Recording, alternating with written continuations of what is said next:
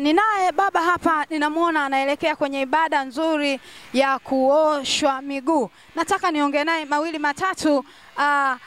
Baba, Yesu Kristo atukuzwe kwani ya kifalme. Amen. Naona unaelekea kwa mtumishi wa Mungu kwa Nisira kwa ajili ya ibada nzuri ya leo ya kuosha miguu. Kwanza Wewe ujitambulishe kwanza, unatoka wapi? Jina langu mimi naitwa Flavian Elias Mkua kutoka Tegeta, na vile vile labda nikizungumza kidogo kwa urefu kidogo tu ili kusudi leo upate faida. Mimi baada ya kuonana na Sila Yona Mtui nilipooza miguu na mikono karibu miaka 6, nipo chumbani na jinia hapo chakula nalishwa. Lakini baada ya hapo kuna rafiki yangu mmoja anaitwa Mloso, yeye akaja kuniangalia, akaniona, akachukua bajaji akanipeleka kanisani kwa Sila Yona Mtui Tegeta Nyuki, akaniombea. Safari ya kwanza akafika nyumbani akatoa pembe lenye limevirigiwa kitambaa cheusi na chekundu. Safari ya pili akaja tena kutoa ilizi. Safari ya tatu akaja kutoa mnyama moja nungu mzima. Akaniambia ndakupa siku 3, siku ya 4 utasimama.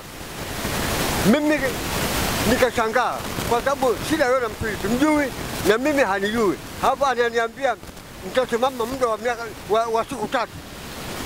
Akaniuliza una imani? Nikasema mimi na imani. Basi tukagana pale, akarudi nyumbani.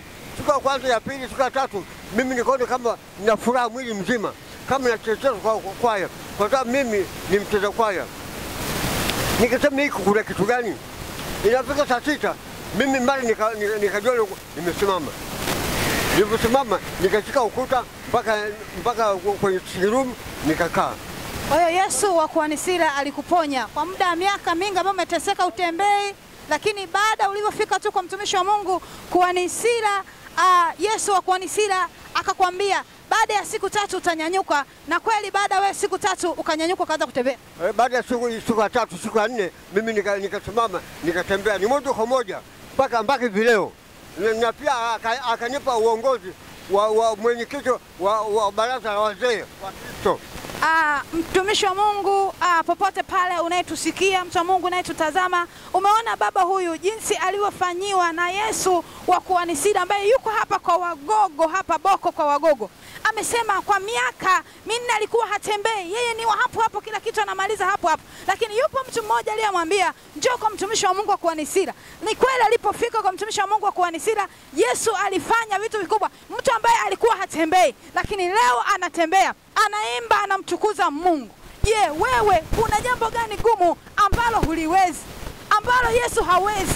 Hakuna siloliweza. Njoo kwa Nisira hapa kwa Wagogo, utaona Yesu atakavyokufanyia. Kwa hiyo baba, hao watu wanaokutazama saa hii na wanaokusikiliza, unawaambiaje hao ambao hawajai kufika mahali hapa?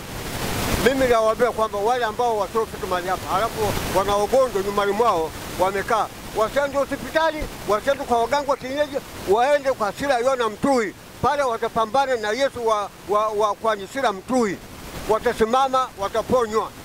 Amen. Umesikia? Umjoni hapa kwa Nisira Mtui, Boko kwa Wagogo, Yesu atawaponya. Tunawakaribisha sana. Umeona shuhuda ya huyu baba nzuri ya uponyaji, miaka 4, kiwete, hatembei, hanyanyuki. Yeye ni wakubebwa, lakini sasa anatembea mwenyewe, amekuja ibadani. Asante sana baba, na Mungu akubariki. Unaweza kuona anavyoenda kwa furaha, anatembea na furaha zake, lakini alikuwa hawezi kutembea. Asante sana.